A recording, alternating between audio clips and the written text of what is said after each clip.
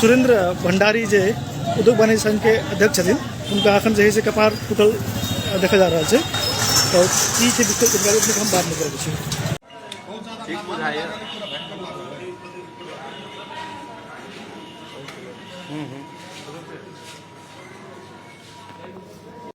भर्खर आधा पौन घंटा पहिला को न्यूज हो।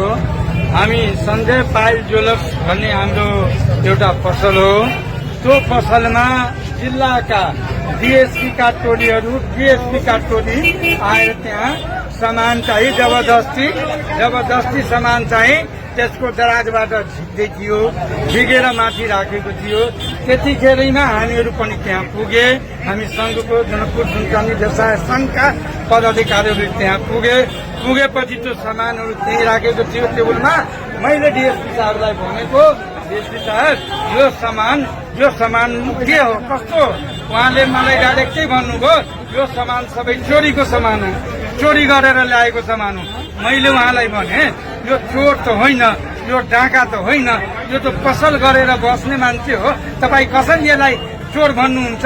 होइन, रासो छलेर ल्याएको सामान हो, त्यो त चोरी गरेको हो। हामीले हेर्नुहोस्, यसमा सामान अलि तपाईँको स्थानीय प्रोडक्सनवाला पनि सामान हो र अरू पनि तपाईँको बाहिरको पनि सामान हो।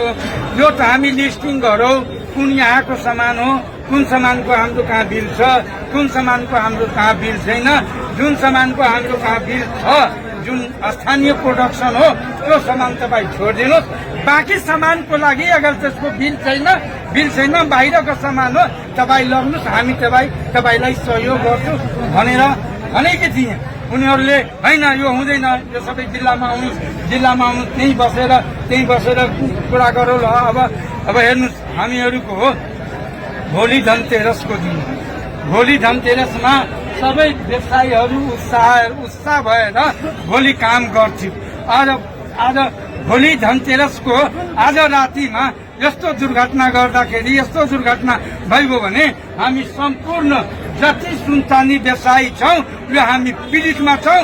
हामी भोलि पसल खुल्छ कि खुल्दैन, खोल्यो भने कहीँ उनीहरूले पनि बन्दुक त्यसरी हराएर चाहिँ त्यो छापामारी गर्ने हो, यस्तो कहीँ हुन्छ?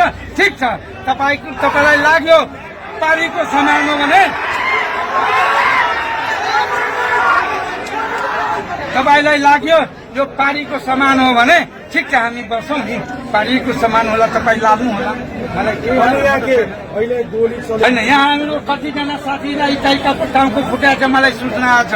अब कहाँनिर त्यो कुन हस्पिटलमा इलाज भइरहेछ त्यो मलाई थाहा छैन, म थाहा गर्छु, यकिन गर्छु, अनि म त्यहाँ हेर्न जान्छु। र सँगै हाम्रो यो जनकपुर उद्योग वाणिज्य संघका अध्यक्ष सुरेंद्र भण्डारीजीलाई निर्माता रूपले घाँटीमा यसरी घोप्राएर होइन बाहिर फाल्नु र उहाँलाई टाउको फुटाउनु, यो कहाँको न्यायोचित हो? हाम्रो सम्पूर्ण व्यापारीको एउटा प्रतिनिधिलाई यस्तो गरेर मिल्छ भन्नुहोस् त?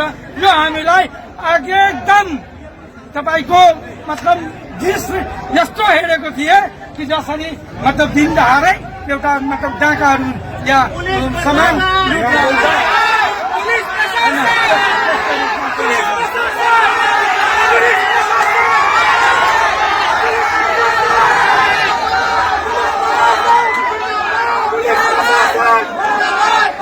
अब हामीहरू के गरौँ भनेर साथीहरूसँग हामी सल्लाह गर्छौँ। अब के छ भने भोलि त हाम्रो धनतेरस हो होइन।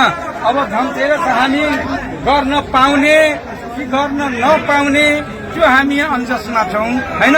भोलि कहीँ यस्तै हामी पसल खुल्छौँ र फेरि चाहिँ प्रहरीहरू आएर कसैको पसलमा आएर यस्तै कामगर गर्न थाल्यो भने त हामीहरू त बिजोगी हुन्छ, हामीहरू त मर्छौँ नि।